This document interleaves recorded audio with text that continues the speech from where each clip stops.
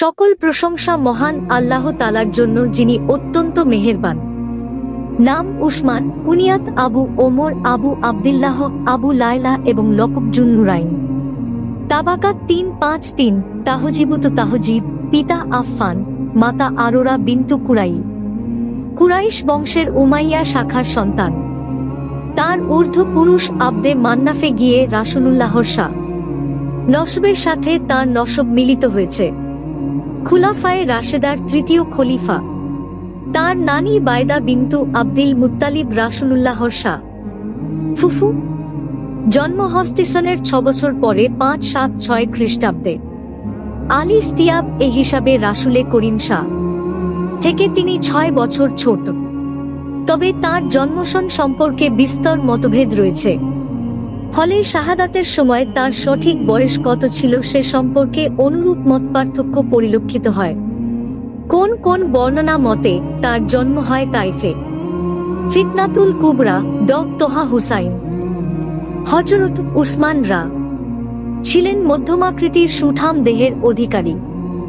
মাংসহীন গণ্ডদেশ, ঘন দাড়ি, উজ্জ্বল ফর্সা, ঘন কেশ, বুক ও কোমর চওড়া, কান পর্যন্ত ঝোলানো জুলফি, পায়ের নলা মোটা, পশম ভরা লম্বা বাহু, মুখে বসন্তের দাগ, মেহেদি রঙের দাড়ি এবং স্বর্ণখচিত দাঁত।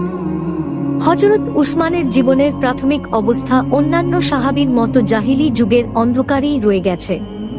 তার ইসলাম পূর্ব জীবন এমনভাবে বিলীন হয়েছে যেন ইসলামের সাথেই তার জন্ম।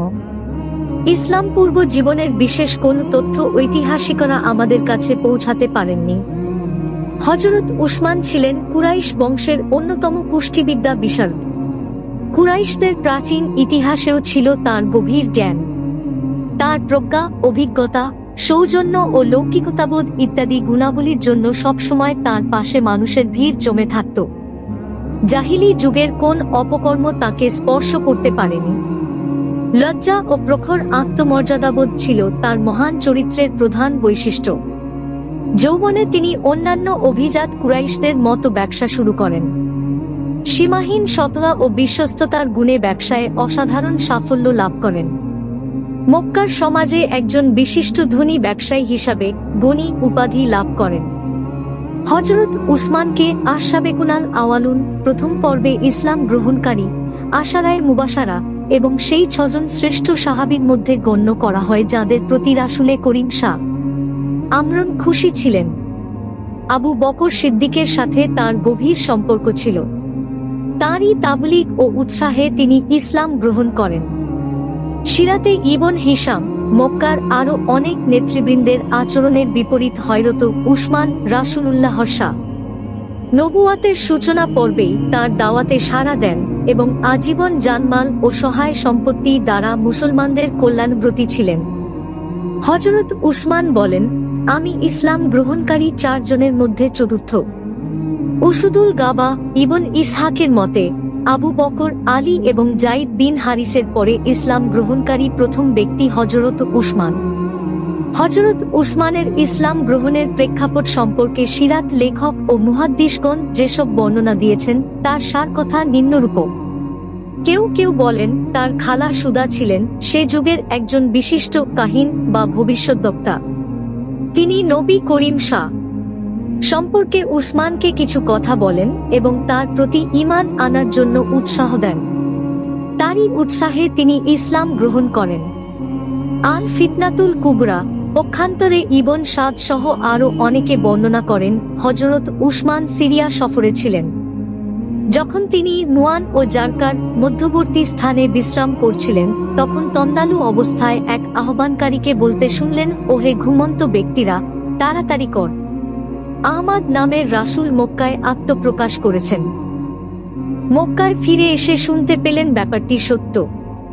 অতঃপর আবু বকরের আহ্বানে ইসলাম গ্রহণ করেন। তাবাকাত 355। হযরত উসমান যখন ইসলাম গ্রহণ করেছিলেন তখন তার বয়স 30-এর উপরে। ইসলাম পূর্ব যুগেও আবু বকরের সাথে তার ঘনিষ্ঠ সম্পর্ক ছিল। প্রায় প্রতিদিনই তার আবু বকরের বাড়িতে যাতায়াত ছিল। একদিন হযরত আবু বকররা তার সামনে ইসলাম পেশ করলেন। ঘটনাক্রমে রাসূল ও তখন সে পথ দিয়ে যাচ্ছিলেন। তিনি বললেন, উসমান, জান্নাতের প্রবেশকে মেনে নাও। আমি তোমাদের এবং আল্লাহর সকল মাখলুকের প্রতি তাঁর রাসূল হিসেবে এসেছি। একটা শোনার সাথে সাথে তিনি ইসলাম কবুল করেন। হযরত উসমানের ইসলাম গ্রহণের পর তার খালা সুদা তাকে অভিনন্দন জানিয়ে একটি কাসিদা রচনা করেছিলেন। হযরত উসমানের সহোদরা আমিনা, বৈপিত্রীয় ভাই বোন ওয়ালিদ, খালিদ, আম্মারা, উম্মু কুলসুম সবাই মুসলমান হয়েছিলেন। তাদের পিতা উকবা ইবন আবি মুইত। দারুকুতনি বর্ণনা করেছেন, উম্মু কুলসুম প্রথম পর্বের একজন মুহাজির। বলা হয়েছে তিনি প্রথম কুরাইশ বধূ যিনি রাসূলুল্লাহর হাতে বাইয়াত করেন। হযরত উসমানের অন্য ভাইবোন মক্কা বিজয়ের সময় ইসলাম গ্রহণ করেন। ইসলাম গ্রহণের পর কুরাইশদের একজন সম্মানিত ব্যক্তি হওয়া সত্ত্বেও তাকে ইসলামের শত্রুদের লাঞ্ছনার শিকার হতে হয়। তার চাচা হাকাম ইবন আবিল আস তাকে রশি দিয়ে বেঁধে বেদম মার দিত। সে বলতো, একটা নতুন ধর্ম গ্রহণ করে তুমি আমাদের বাপদাদার মুখে কালি দিয়েছ। এ ধর্ম ত্যাগ না করা পর্যন্ত তোমাকে ছাড়া হবে না। এতে হযরত উসমানের ঈমান একটু টলেনি। তিনি বলতেন, তোমাদের যা ইচ্ছে কর, এই দিন আমি কখনো ছাড়তে পারবো না। তাবাকাত 355। হযরত উসমান ইসলাম গ্রহণের পর রাসূলুল্লাহ নিজ কন্যা রুকাইয়াকে তার সাথে বিয়ে দেন। হিজরি দ্বিতীয় সনে মদিনায় রুকাইয়ার ইন্তিকাল হলে রাসূলুল্লাহ তার দ্বিতীয় কন্যা উম্মু কুলসুমকে তার সাথে বিয়ে দেন। এ কারণে তিনি জুননুরাইন, দুই জ্যোতির অধিকারী উপাধি লাভ করেন। রুকাইয়া ছিলেন হযরত খাদিজার গর্ভজাত সন্তান। তার প্রথম শাদী হয় উতবা ইবন আবি লাহাবের সাথে এবং উম্মু কুলসুমের শাদী হয় আবু লাহাবের দ্বিতীয় পুত্র উতাইবার সাথে। আবু লাহাব ছিল আল্লাহর নবীর কট্টর দুশমন। পবিত্র কুরআনের সূরা লাহাব নাইলের পর আবু লাহাব ও তার স্ত্রী উম্মু জামিল, হাম্মা লাতাল হাতাব তাদের পুত্রদ্বয়কে নির্দেশ দিল মুহাম্মাদের কন্যাদ্বয়কে তালাক দেওয়ার জন্য। তারা তালাক দিল। অবশ্য ইমাম সুজুতি মনে করেন, ইসলাম গ্রহণের পূর্বেই রুকাইয়ার সাথে উসমানের শাদী হয়। উপরোক্ত ঘটনার আলোকে সুজুতির মতটি গ্রহণযোগ্য মনে হয় না। নবুয়াতের ৫ম বছরে মক্কার মুশরিকদের অত্যাচারে অতিষ্ঠ হয়ে প্রথম যে দলটি হাবশায় হিজরাত করেছিলেন তাদের মধ্যে উসমান ও তার স্ত্রী রুকাইয়াও ছিলেন। হযরত আনাসরা বলেন, হাবশার মাটিতে প্রথম হিজরাতকারী উসমান ও তার স্ত্রী নবী দুহিতা রুকাইয়া রাসূল দীর্ঘদিন তাদের কোন খোঁজ খবর না পেয়ে ভীষণ উৎকণ্ঠিত হয়ে পড়েন। সেই সময় এক কুরাইশ মহিলা হাবশা থেকে মক্কায় এলো। তার কাছে রাসূল তাদের দুজনের কুশল জিজ্ঞেস করেন। সে সংবাদ দেয়, আমি দেখেছি রুকাইয়া গাধার ওপর সওয়ার হয়ে আছে এবং উসমান গাধাটি তাড়িয়ে নিয়ে যাচ্ছে। রাসূল তার জন্য দোয়া করেন, আল্লাহ তার সহায় হন। নুতের পর উসমান আল্লাহর রাস্তায় পরিবার পরিজন সহ প্রথম হিজরাতকারী। আলী হাবশা অবস্থানকালে তাদের সন্তান আব্দুল্লাহ জন্মগ্রহণ করে এবং এ ছেলের নাম অনুসারে তাঁর কুনিয়াত হয় আবু আব্দুল্লাহ। হিজরি ৪র্থ সনে আব্দুল্লাহ মারা যান। রুকাইয়ার সাথে তার দাম্পত্য জীবন খুব সুখের হয়েছিল।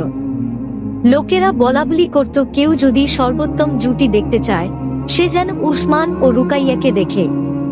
হযরত উসমান বেশ কিছুদিন হাবশায় অবস্থান করেন। অতঃপর মক্কায় ফিরে আসেন এই গুজব শুনে যে মক্কার নেতৃবৃন্দ ইসলাম গ্রহণ করেছে। রাসূলুল্লাহর মদিনায় হিজরাতের পর আবার তিনি মদিনায় হিজরত করেন। এভাবে তিনি জুল হিজরাতাইন, ২ হিজরাতের অধিকারী হন। একমাত্র বদর ছাড়া সকল যুদ্ধে তিনি রাসূলুল্লাহর সাথে অংশগ্রহণ করেছেন। রাসূল যখন বদর যুদ্ধে রওনা হন, হযরত রুকাইয়া তখন রোগ শয্যায়। রাসূলের নির্দেশে হযরত উসমান পীড়িত স্ত্রীর সেবার জন্য মদিনায় থেকে যান। বদরের বিজয়ের খবর যেদিন মদিনায় এসে পৌঁছল সেদিনই হযরত রুকাইয়া ইন্তিকাল করেন। রাসূল উসমানের জন্য বদরের যোদ্ধাদের মতো সওয়াব ও গনিমতের অংশ ঘোষণা করেন। তাবাকাত ৩৫৬ এ হিসেবে পরোক্ষভাবে তিনিও বদরী সাহাবী। রুকাইয়ার ইন্তিকালের পর রাসূল সা রুকাইয়ার ছোট বোন উম্মু কুলসুমকে উসমানের সাথে বিয়ে দেন হিজরি ৩য় সনে। একটি বর্ণনায় জানা যায়, আল্লাহর নির্দেশেই রাসূল সা উম্মু কুলসুমকে উসমানের সাথে বিয়ে দেন। হিজরি ৯ম সনে উম্মু কুলসুমও নিঃসন্তান অবস্থায় মারা যান। উম্মু কুলসুমের মৃত্যুর পর রাসূল সা বলেন, আমার যদি তৃতীয় কোন মেয়ে থাকতো তাকেও আমি উসমানের সাথে বিয়ে দিতাম। হায়াতু উসমান রিজা মিশরি। হযরত উসমান উহুদের যুদ্ধেও অংশগ্রহণ করেন, কিন্তু সেই মুষ্টিমেয় কিছু যোদ্ধাদের মতো রাসূলুল্লাহর সাথে অটল থাকতে পারেননি। অধিকাংশ মুজাহিদদের সাথে তিনিও ময়দান ছেড়ে চলে যান। অবশ্য আল্লাহ তাআলা তাদের জন্য ক্ষমা ঘোষণা করেছেন।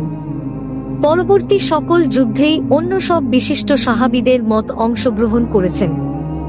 রাসূল সা তাবুক অভিযানের প্রস্তুতির ঘোষণা দিলেন। মক্কা ও অন্যান্য আরব গোত্রসমূহেও ঘোষণা দিলেন এ অভিযানে অংশগ্রহণের জন্য।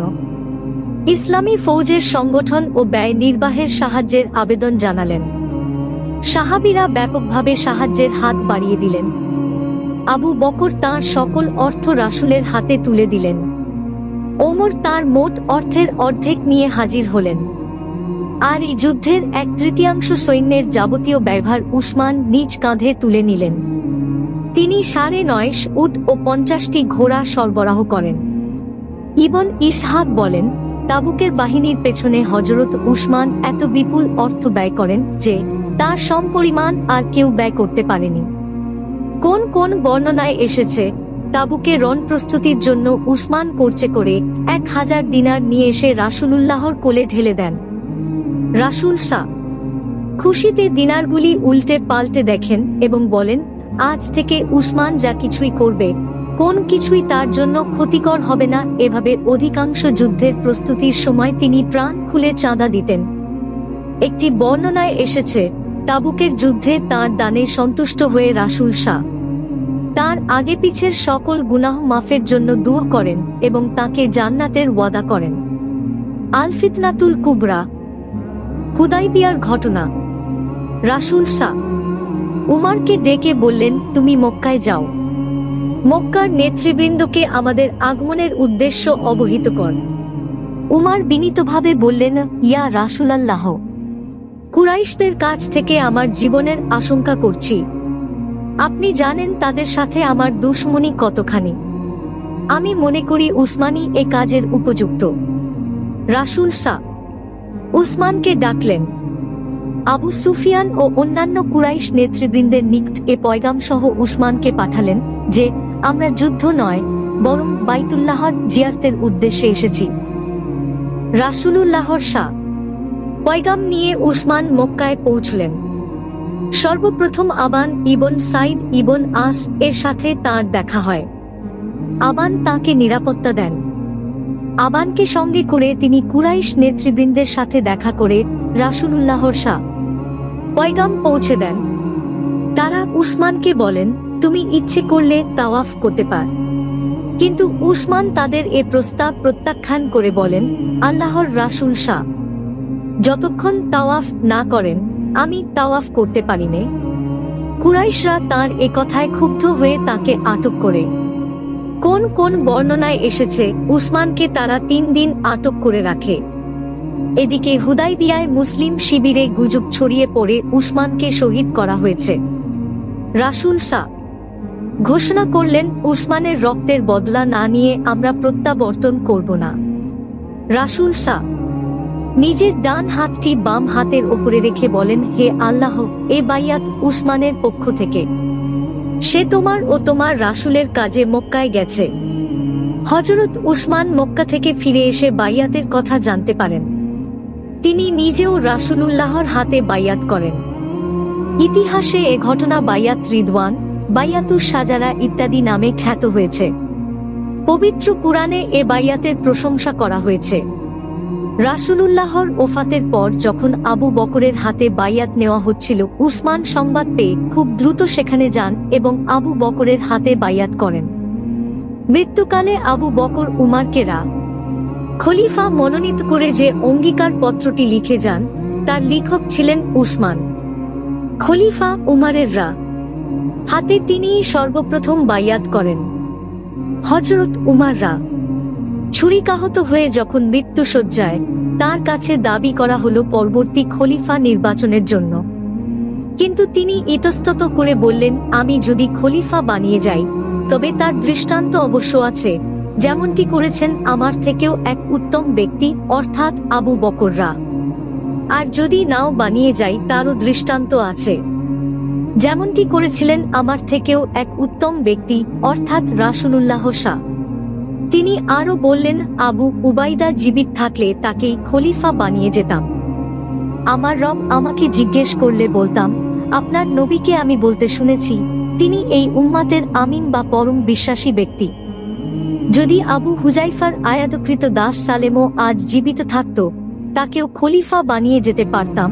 আমার রব জিজ্ঞেস করলে বলতাম, আপনার নবীকে আমি বলতে শুনেছি সালেম বড় আল্লাহ প্রেমিক। এক ব্যক্তি তখন বলল, আব্দুল্লাহ ইবন উমার তো আছে। তিনি বলে উঠলেন, আল্লাহ তোমার অমঙ্গল করুন। কসম আল্লাহর, আমি আল্লাহর কাছে এমনটি চাই না। খিলাফতের এ দায়িত্বের মধ্যে যদি ভালো কিছু থাকে, আমার বংশের থেকে আমি তা লাভ করেছি, আর যদি তা মন্দ হয় তাও আমরা পেয়েছি। উমারের বংশের এক ব্যক্তির হিসাব নিকাশি এজন্য যথেষ্ট। আমি আমার নিজের নফসের বিরুদ্ধে সংগ্রাম করেছি, আমার পরিবারবর্গকে মাহরুম করেছি। কোন পুরস্কারও নয় এবং কোন তিরস্কারও নয়, এমনভাবে যদি আমি কোন মতে রেহাই পাই, নিজেকে সৌভাগ্যবান মনে করব। যখন একই কথা তার কাছে আবার বলা হলো, তিনি আলীর দিকে ইঙ্গিত বললেন, তোমাদেরকে হকের ও পরিচালনার তিনিই যোগ্য। তবে আমি জীবিত ও মৃত উভয় অবস্থায় এ দায়িত্ব বহন করতে রাজি নেই। তোমাদের সামনে এই একটি দল আছেন যাদের সম্পর্কে রাসূল বলেছেন তারা জান্নাতের অধিবাসী। তারা হলেন আব্দে মান্নাফের দুই পুত্র আলী ও উসমান, রাসূলের দুই মাতুল আব্দুর রহমান ও সাদ, রাসূলের হাওয়ারি ও ফুফাতো ভাই জুবাইর ইবনুল আওয়াম এবং তালহা। তাদের যে কোন একজনকে খলিফা নির্বাচিত করবে। তাদের যে কেউ খলিফা নির্বাচিত হলে তোমরা তাকে সাহায্য করবে, তার সাথে সুন্দর আচরণ করবে। তিনি যদি তোমাদের কারো ওপর কোন দায়িত্ব অর্পণ করেন, যথাযথভাবে তোমরা তা পালন করবে। হযরত উমার উল্লেখিত দলটির সদস্যদের ডেকে বললেন, আপনাদের ব্যাপারে আমি ভেবে দেখেছি। আপনারা জনগণের নেতা ও পরিচালক। খিলাফতের দায়িত্বটি আপনাদের মধ্যেই থাকা উচিত। আপনাদের প্রতি সন্তুষ্ট অবস্থায় রাসূল ইন্তিকাল করেছেন। আপনারা ঠিক থাকলে জনগণের ব্যাপারে আমার কোন ভয় নেই। তবে আপনাদের পারস্পরিক বিবাদকে আমি ভয় করি। জনগণ তাতে দ্বিধাবিভক্ত হয়ে পড়বে। তারপর তিনি নির্বাচনের সময় নির্ধারণ করেছিলেন তার মৃত্যুর পর 3 দিন 3 রাত্রি। মিকদাদ ইবনুল আসওয়াদকে বললেন, আমাকে কবরে শায়িত করার পর এই দলটিকে একত্র করবে এবং তারা তাদের মধ্য থেকে একজনকে নির্বাচন করবে। সুহাইবকে বললেন, 3 দিন তুমি নামায়ের জামায়াতের ইমামতি করবে। আলী, উসমান, সাদ, আব্দুর রহমান, জুবাইর ও তালহার কাছে যাবে। যদি তালহা মদিনায় থাকে, তালহা তখন মদিনার বাইরে ছিলেন, তাদেরকে এক স্থানে সমবেত করবে। আব্দুল্লাহ ইবন উমারকেও হাজির করবে। তবে খিলাফতের কোন হক তার নেই। তাদের প্রতি তীক্ষ্ণ দৃষ্টি রাখবে। তাদের 5 জন যদি কোন একজনের ব্যাপারে একমত হয় এবং একজন দ্বিমত পোষণ করে, তরবারি দিয়ে তার কল্লা কেটে ফেলবে। আর যদি 4 জন একমত হয় এবং 2 জন অস্বীকার করে, তবে সে 2 জনের কল্লা উড়িয়ে দেবে।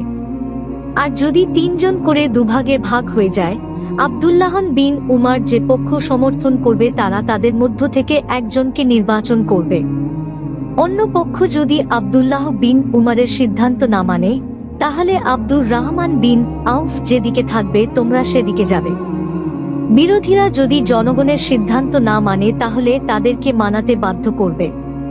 হযরত উমারকে দাফন করার পর মিকদাদ বিন আসওয়াদ শুরার সদস্যদের মিসওয়ার ইবনুল মাকরামা মতান্তরে হযরত আয়েশার হুজরায় একত্র করলেন। তারা 5 জন। তালহা তখনও মদিনার বাইরে। তাদের সাথে যুক্ত হলেন আব্দুল্লাহ বিন উমার, বাড়ির দরজায় প্রহরী নিয়োগ করা হলো আবু তালহাকে।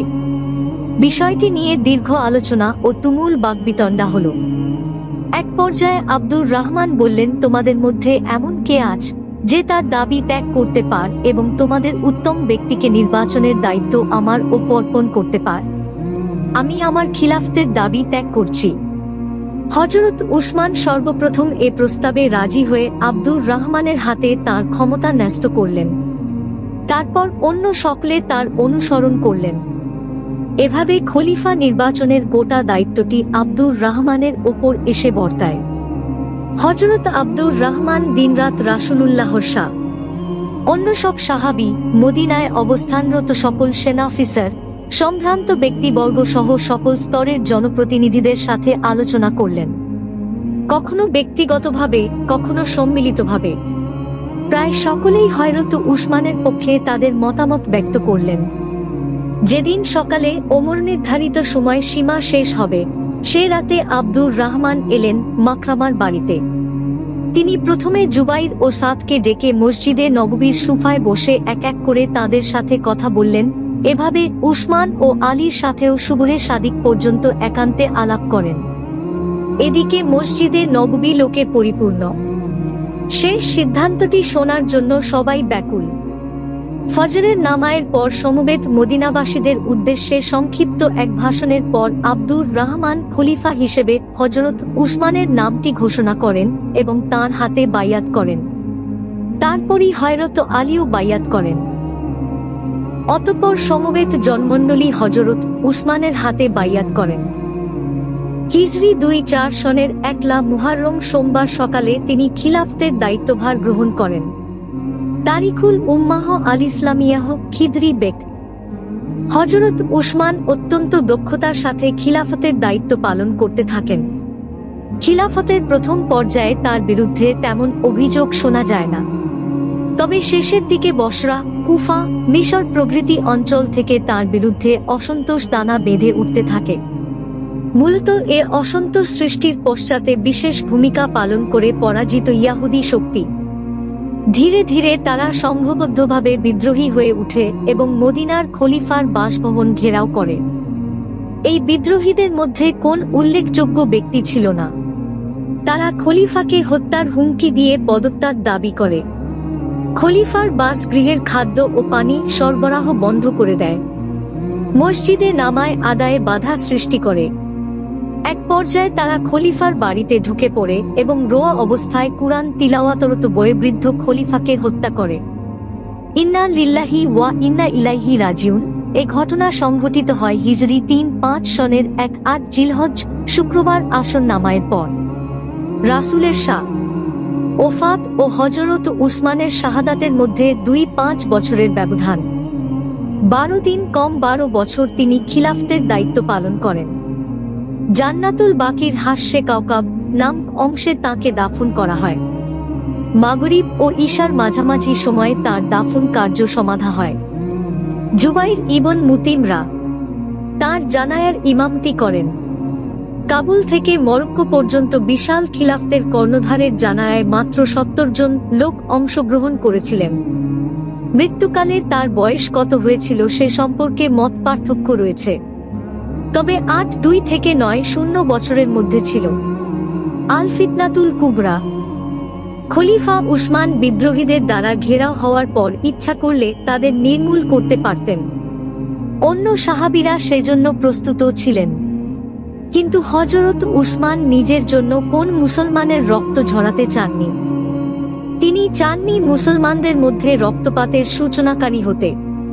প্রকৃতপক্ষে এমন এক নাজুক মুহূর্তে হযরত উসমান যে কর্মপদ্ধতি অবলম্বন করেন তা একজন খলিফা ও একজন বাদশার মধ্যে যে পার্থক্য তা স্পষ্ট করে তোলে। তার স্থলে যদি কোন বাদশাহ হতো, নিজের ক্ষমতা টিকিয়ে রাখতে যে কোন কৌশল প্রয়োগ করতে দ্বিধাবোধ করত না, তাতে যত ক্ষতি বা ধ্বংসই হোক না কেন।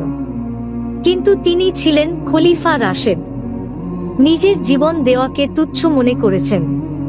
তবুও যেন এমন সম্মান বিনষ্ট না হতে পারে যা একজন মুসলমানের সবকিছু থেকে প্রিয় হওয়া উচিত। খিলাফত ও মুলুকিয়াত আবুল আলা মদুদি। ইসলামের জন্য হযরত উসমানের অবদান মুসলিম জাতি কোনদিন ভুলতে পারবে না। ইসলামের সেই সংকটকালে আল্লাহর রাস্তায় তিনি যেভাবে খরচ করেছেন, অন্য কোন ধনাঢ্য মুসলমানের মধ্যে তার কোন নজির নেই।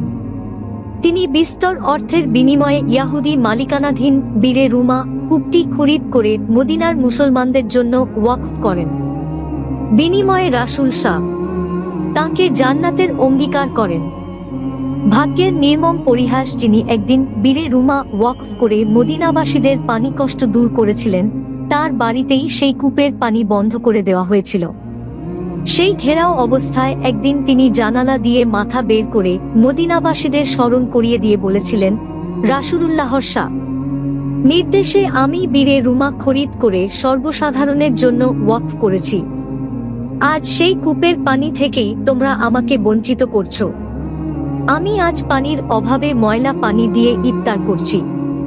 হযরত উসমানের ফজিলাত ও মর্যাদা সম্পর্কে রাসূল সাল্লাল্লাহু আলাইহি হতে যত হাদিস বর্ণিত হয়েছে তার সার কথা, তিনি রাসূলুল্লাহর অত্যন্ত প্রিয় ছিলেন। রাসূলুল্লাহর নিকটতম ব্যক্তিদের মধ্যে তার বিশেষ স্থান ছিল। রাসূল বারবার তাকে জান্নাতের খোঁজখবর দিয়েছেন।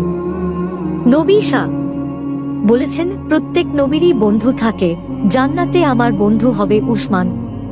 তিরমিজি হযরত আব্দুল্লাহ ইবন ওমর বলেন, নবীর সময় মুসলমানরা আবু বকর, ওমর ও উসমানকে সকলের থেকে অধিক মর্যাদাবান মনে করতেন। তাছাড়া অন্য কোন সাহাবীকে বিশেষ কোন মর্যাদা দেওয়া হতো না। হযরত উসমান রাসূলুল্লাহর সময় কাতিবে ওহী লেখক ছিলেন। সিদ্দিকী ও ফারুকী যুগে ছিলেন পরামর্শদাতা। প্রতি বছরই তিনি হজ আদায় করতেন। তবে যে বছর শহীদ হন, ঘেরাও থাকার কারণে হজ আদায় করতে পারেননি। সারা বছরই রোয়া রাখতেন, সারা রাত ইবাদতে কাটত। এক রাকাতে একবার কুরআন শরীফ খতম করতেন। রাতে কারো ঘুমের ব্যাঘাত ঘটাতেন না। রাতে চাকরদের খিদমাত গ্রহণ করতেন না। তিনি ছিলেন অত্যন্ত লাজুক। রাসূল বলেছেন, আমার উম্মাতের মধ্যে উসমান সর্বাধিক লজ্জাশীল। তিনি আরো বলেছেন, উসমানকে দেখে ফিরিশতারাও লজ্জা পায়। আত্মীয় বন্ধুদের প্রতি ছিলেন অত্যন্ত সদয়। তার গুণাবলী ও মর্যাদা সংক্ষিপ্ত প্রবন্ধে প্রকাশ করা যাবে না। সুপ্রিয় দর্শক মণ্ডলী, প্রতিদিন নতুন নতুন ভিডিও পেতে আমাদের চ্যানেলটি অবশ্যই সাবস্ক্রাইব করুন এবং পাশে থাকা বেল আইকনটি প্রেস করতে অবশ্যই ভুলবেন না, এবং সেই সাথে আপনার যে কোনো মতামত আমাদের জানাতে আমাদের ভিডিওতে অবশ্যই কমেন্ট করুন। আশা করি আপনারা সবাই ভালো থাকবেন, সুস্থ থাকবেন। আসসালামু আলাইকুম।